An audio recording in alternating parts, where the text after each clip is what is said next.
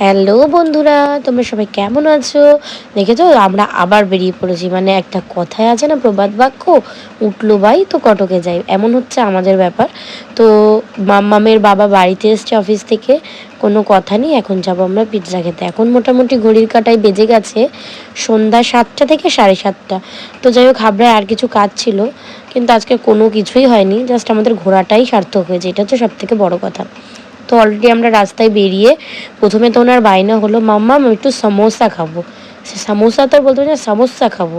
তো যাই হোক, খেয়ে দিয়ে নিয়ে আমরা বেরিয়ে পড়লাম। ওখানে আরেকটা ব্যাপার হয়েছে, ওটা মিষ্টির দোকান ছিল, ওখান থেকে আবার ফ্রিতে একটা মিষ্টিও খেয়ে এসছে। তো আমরা চলে এসেছি অলরেডি ডমিনোজে। তো এখান থেকে ভেবেছিলাম ফার্স্টে বাড়িতে পার্সেল নিয়ে যাব, বাড়িতে যেতে যেতে না ঠান্ডা হয়ে যায়, জিনিসটা খেতে খুব একটা ভালো লাগে না। তো আমরা ভাবলাম আজকে এখানে বসেই খেয়ে যাব।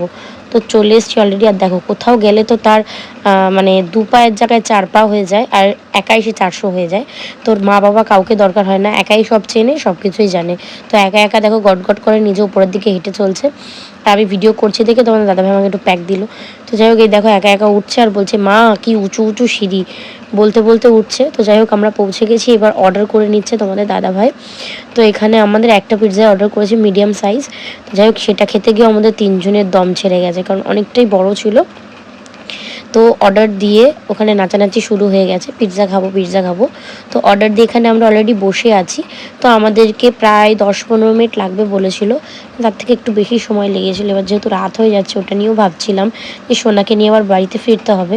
তো যাই হোক, খুব একটা লেট হয়নি, 15-20 মিনিটের মধ্যে আমাদেরকে দিয়ে দিয়েছিল। তো দেখো জাস্ট পাশের ভিউটা, আমরা একদম সাইডেই বসেছিলাম এটা। তো এবার আমাদেরকে দিয়ে যায়, মামা বলছে দেখো দেখো মাম্মা, ওই যে আমাদের পিৎজা এসে গেছে। তো এবার আমরা খাবো। তো এতটাই গরম ছিল প্রথম চান্সে নিয়ে, তো বলছি উরি বাবারে আমার গালটা পুড়ে গেল, বলেই ব্যাস খাওয়া শুরু। তো এবার কোক দেখে আরেকটু আনন্দ পেলো। যাই হোক, এবার চলে এসছে, এবার খাওয়া দাওয়া কমপ্লিট করে বেরিয়ে যাব। তো আজকে পিৎজা খেয়ে বাড়ি গিয়ে অবস্থা সবারই খারাপ হয়ে গেছে, কেউ আর রাতে ডিনার করতে পারেনি, এটাই রাতের ডিনার হয়ে গেছে। যেহেতু অনেকটাই বড়, দেখো সবার আগে ও টেস্ট করবে, বাট মাম্মামের বাবা এগুলো খুব একটা ভালো খায় না, আমাদের প্রেশারে পড়েও বেচারাকে খেতে হচ্ছে। ও মাংসপ্রেমী মানুষ, খাসি বলো মুরগি বলো এই সমস্ততে অভ্যস্ত, উনি এই সমস্ত ভালো খাবে না। তাছাড়াও আরও অনেক লিস্টে আছে, ব্যাঙের মাংস, পাখির মাংস, কচ্ছপের মাংস, মোটামুটি সবই খায়, কিন্তু এই সমস্ত জিনিসের প্রতি ওনার কোনো আগ্রহ নেই। আমাদের চাপে পড়ে খাবে। আর চিজ এই জিনিসটার প্রতি তো ওনার অ্যালার্জি আছে বললেই চলে। তো যাই হোক, তাও কষ্ট করে খাচ্ছে, আমি হাসছিলাম, যার জন্য ক্যামেরাটা আমার দিকে ঘুরিয়ে নিলাম।